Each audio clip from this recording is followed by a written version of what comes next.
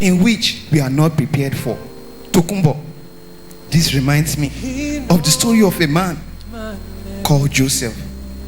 The Lord told him he was going to become a great man, and his father and mother and his siblings will bow down before him. And he was so excited, and he told everyone who cared to listen, Tokumbo, and they hated him, and they almost took his life over it. But the Lord in his infinite mercies took him and hid him under the shadow called prison. He hid him under the shadow called slavery. But when the evil ones had forgotten everything about him, the Lord took him straight to the throne where he belongs. But ever since, the Lord has not failed to hide those ones he loves. Sometimes he hides some under the shadow of a particular unanswered prayer or a need. But the Bible says, after you suffer a while, the God of all grace will restore and establish you. And so today, I don't know if there's anyone the Lord is hiding. I don't know if there's anyone who has waited on the Lord for one particular thing or the other, and days has turned into weeks, and weeks has turned into months, and months has turned into years, and gradually your heart is becoming sick. For the Bible says, hope deferred makes the heart sick.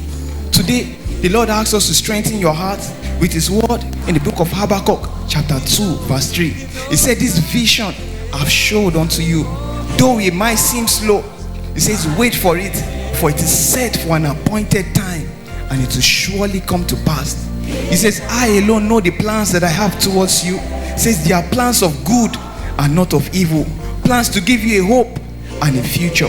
In the middle of David's hard time, he said to himself in the book of Psalm 41 verse 11, he says, by this I know that the Lord is still on my side, for he has not let my enemies triumph over me. And this is how I know that the Lord has not forgotten you.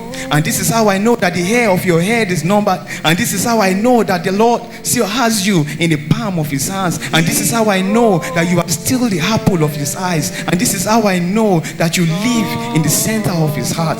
If you can breathe in and out, this is a sign that the Lord has not forgotten you. He says, don't you think I would bring my people to the point of death without giving them the power to conceive? He says, I didn't bring you this far only to leave you.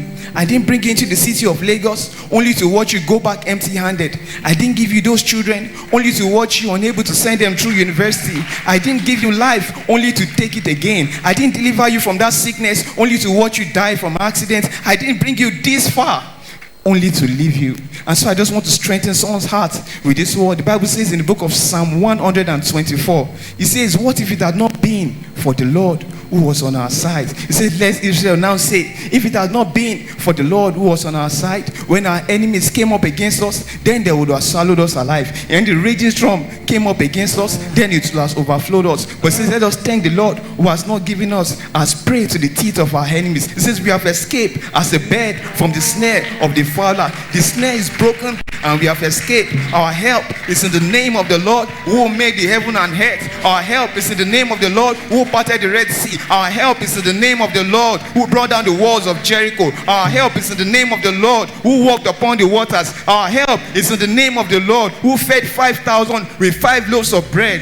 And his name is called Faithful and True.